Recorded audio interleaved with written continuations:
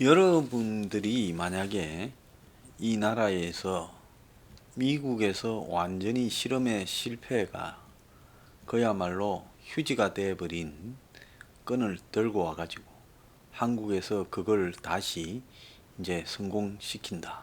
이렇게 해가지고 수백억 유치하고 그러면서 이제 외부에서 심지어 다단계 판매하는 사람한테도 400억 1억 땡기고 이렇게 해가 내 돈 한 푼도 안 들이고 내가 또 그 회사를 BW를 1000만 주 받았어.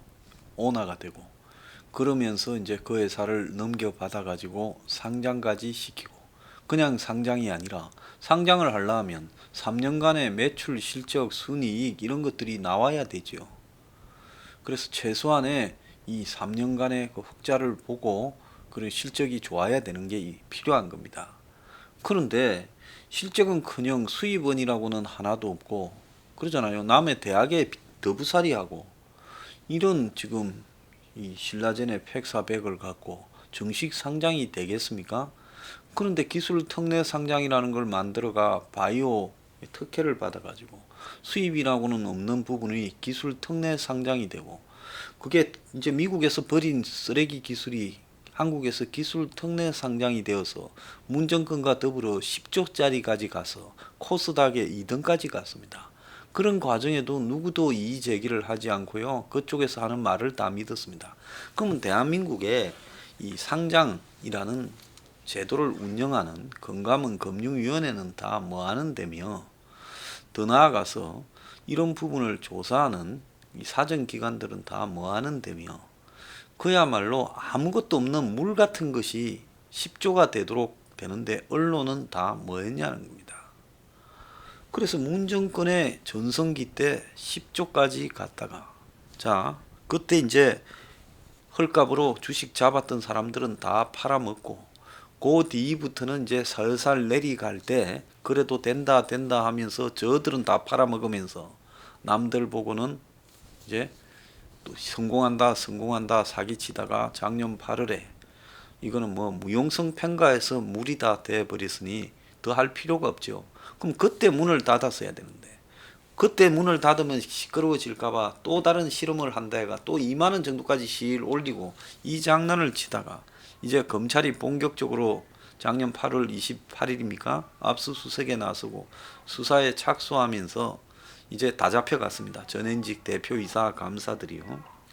자, 그런데 이 신라젠의 대표 문은상이가 자기한테 지금 주어졌던 1000만 주 중에 자기 지분만큼만 팔아 제낀 게 아니라 그거 말고도 지금 스톡옵션을 지 주변에 뿌려가지고 그걸 팔게 하고 그리고는 이제 팔아서 번 돈으로 자기가 받아 챙겼다고 하지 않습니까?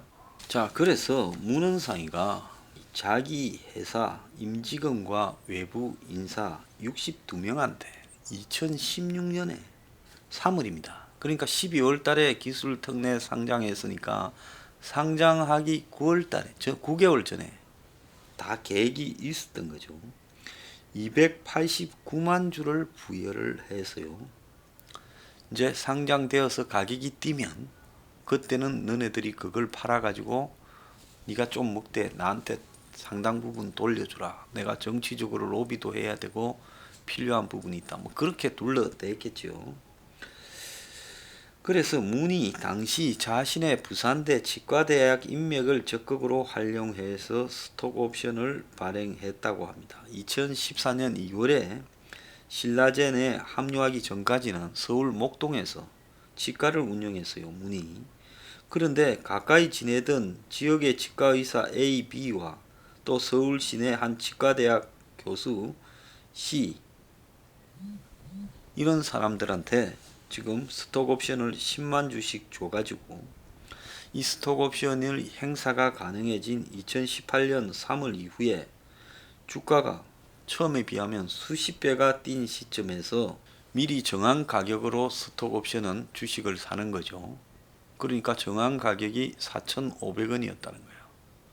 그래서 4,500원에 주식을 사서 이 10만원 이럴 때 팔아버린 겁니다.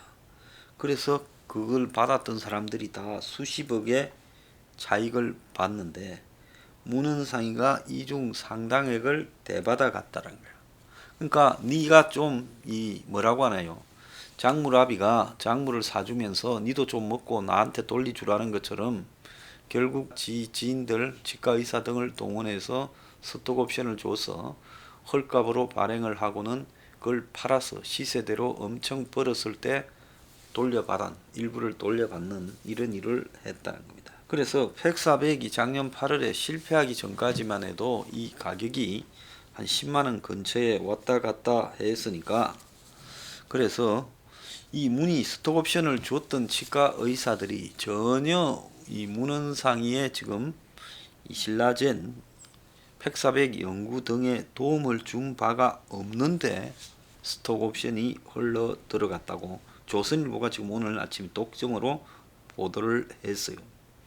그래서 신라젠 한 전 임원은 문헌상의가 2014년에 지금 받은 스톡옵션이 5만 주인데, 근데 이름도 들어보지 못한 A, B가 10만 주씩 가져가자 직원들 사이에 논란이 됐다. C는 신라젠과 자문계약까지 체결해 월 200만원의 월급까지 타갔다. 그래서 문은상이가 지 동료 치과의사뿐만 아니라 차명 스톡옵션 발행을 위해 대학 교수인 자기 부인, 그리고 부인의 제자, 또 자기가 운영했던 치과병원의 직원, 운전기사, 아는 지인들 총 수십 명을 동원한 것 같아요. 자, 그런데 이들 중에 일부는 나중에 이런 일이 터지면 범죄가 될까봐 가담하기를 거절했다는 거예요. 캐나다에 거주 중인 한 문헌상의가 병원할 때 치과 직원이었던 사람은 신라젠으로부터 2016년에 7만 5천 주의 스톡옵션을 받았지만은 행사를 안 했다는 거예요. 문헌상의가 캐나다까지 직원을 보내가지고 스톡옵션 행사해라, 팔아서 돈을 내한테 보내라 했지만은 거절을 했다는 겁니다. 검찰은 그래서 이 직원 D씨를 포함해서 당시 스톡옵션을 문헌상의한테 받았던 사람들을 소환해가 2016년 상장 직전에 발행됐던 스톡옵션 상당수가 차명, 실제 주인은 문헌상이고 이제 일종의 주식 세탁을 하기 위한 용도로 지 주변에 나눠주고 이랬다는 겁니다. 그래서 문이 금융당국의 추적을 피하려 스톡옵션 수익금을 돈으로 계좌에 꼽으면 나중에 다 걸리지 않겠습니까? 그러니까 뭘로 했냐? 금이나 수표 등으로 이렇게 돌려받았고, 그래서 이걸 가까운 직원들한테는 로비에 쓰고 다녔다, 이렇게 말을 했다는 겁니다. 검찰은 문이 돌려받은 스톡옵션이 진짜로 이제 거기서 벌어들인 돈을 가지고 정치인이나 관계에 로비를 했는지 수사를 하고 있다는데요. 자, 신라젠은 정상적인 절차를 통해 발행된 스톡옵션이고 문이 돌려받았다는 것은 사실무근이다, 아직도 거짓말을 하고 있습니다. 그런데 지금 이 스톡옵션뿐만 아니에요. 차명으로 소유한 주식은 없겠어요? 문이 주식을 팔아서 돈을 벌기 시작했을 때 곧바로 주식 판돈으로 또 신라젠 주식을 지 이름으로 아닌 차명으로 사서 개미가 사서 파는 것처럼 한 건 없겠느냐. 수도 없이 많을 거라고 보고 있습니다. 그래서 이런 주가 조작이 이루어지곤 이런 이 기업에는요, 지가 오나나 핵심 되는 인물이 지 이름으로 주식을 사고 팔면 바보지요. 왜? 다 보고 있잖아요. 지분이 변동에 대해서요. 그렇지 않습니까? 오나 지분 변동이나 주요한 간부들의 지분 변동을 다 보고 있기 때문에 그 사람들이 잘 나간다, 곧 실험 성공한다면서 주식 팔면 다 안 믿지요. 그러니까 이런 사람들은 차명으로 돈을 이제 마련해 가지고 남한테 줘서 그걸로 주식을 팔아서 돈을 벌면 다시 받는 이런 방법을 주로 구사를 하지요. 그래서 스톡옵션은 그 중에 아주 일부에 불과할 거다라는 생각입니다. 자, 문헌상의가 이렇게 돈을 벌고요, 또 이 관련자들이 스톡옵션으로 또 문헌상의한테 이렇게 도와주고 이득을 취하지 않았겠습니까? 그 이면에는 지금 17만 명이 7,500억이 지금 개미들이 가지고 있는데 이게 이제 신라젠 주식이 29일 날 상장 폐지가 결정되면 거의 다 휴지 조각이 돼 버린다는 겁니다. 자, 그래서 정말로 이거는 그야말로 악질적인 부분인데요.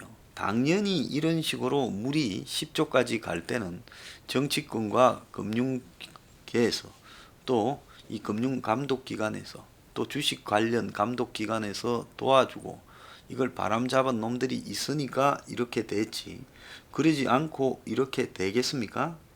이 VIK의 이철이 과연 누가 끌어들여서 신라젠에 왔다가 빠졌을까? 이철이 하는 행동을 보면 신라젠의 오너가 되거나 이런 거는 별 관심이 없고 한 몇 배만 벌고 나가는 부분에만 관심이 있었을 거예요. 근데 문헌상이가 이철이 있을 때 BW를 1,000만 주 받아서 남돈으로 빌려서 해서 또 회사 돈 빼서 되돌려주는 부분에 문헌상이가 이철을 VIK의 이철을 끌어들였을 가능성이 커요. 그러니까 문헌상이가 그렇게 한 거지. 문헌상이가 뭘 기여한 게 없는데 왜 하필 문헌상이가 뛰어들었냐. 그렇다면 문헌상이가 정치의 어떤 권력자의 대리인이다. 이렇게밖에 해석할 수밖에 없는 거죠. 상장시켜 줄 거니까 문헌상이한테 지분 줘라.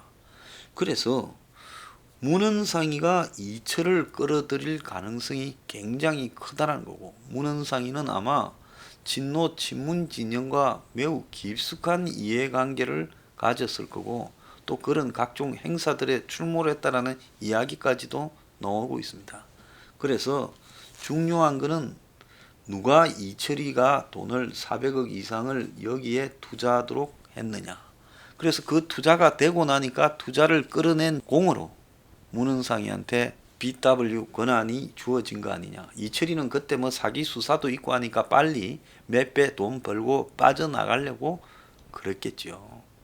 자, 그래서 이런 부분에 친노의 메커니즘이 작용한 거 아니냐. 그 부분을 집중적으로 조사를 해봐야 된다는 겁니다.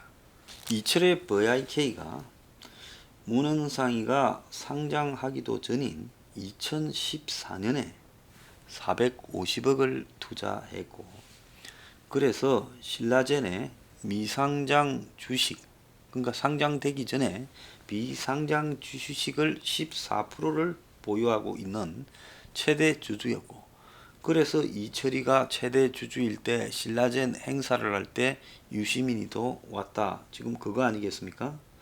그래서 2015년에 이제 이철이가 금융사기 혐의로 검찰의 수사를 집중적으로 받았어요.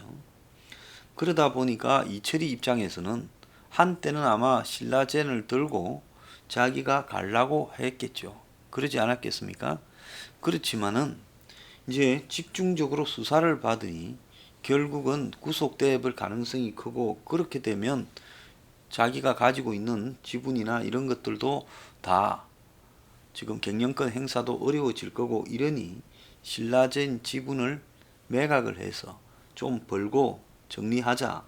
그래서 VIK가 한 주당 3,000원에서 5,000원에 사들인 신라 주식을 장외 시장에서 2만원대에 팔아서 수백억의 차익을 봤다는 겁니다. 그러니까 이철이도 돈을 몇 배 벌어먹고 간 거죠. 자, 5,000원에 사서 2만원에 팔았다 해도 4배입니다. 자, 수백억이 넘을 거라고 봐요. 450억에 투자를 했으면 4배면 4, 4, 16, 2천억에 가까운 돈이 이철이가 벌은 거예요. 그래서 이 신라젠은 모든 임원 거의 100%라고 본 임원들이 지금 팩사백 임상 실패 전에 주식을 팔고 먹튀를 했고 경영윤리라고는 없는 회사고 문헌상이는 65억짜리 이태원의 주식 산 것뿐만 아니라 이런 식으로 회사에서 빼돌린 돈을 수백억을 모아가 부동산 사업을 했다라는 이야기까지 지금 나오고 있습니다. 자, 이 회사는 매출이 한 분기에 30억이란데 뭐 매출이 어디서 나오는지도 모르겠어요. 뭐 매출이 나올 만한 게 있겠습니까? 어쨌거나 적자가 매년 100억이 넘는 식으로 엉망진창인데 팩400 하나만 성공하면 끝난다고 그걸 믿고 주식이 올랐다가 실패하니까 회사가 박살이 나버린 겁니다. 자, 그러니까 이자가 이제 작년에 이 간암에 효과가 없으니 신장암으로 알아보겠다.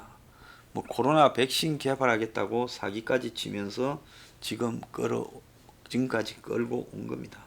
장중에 최고가는 15만 2,300원이고요.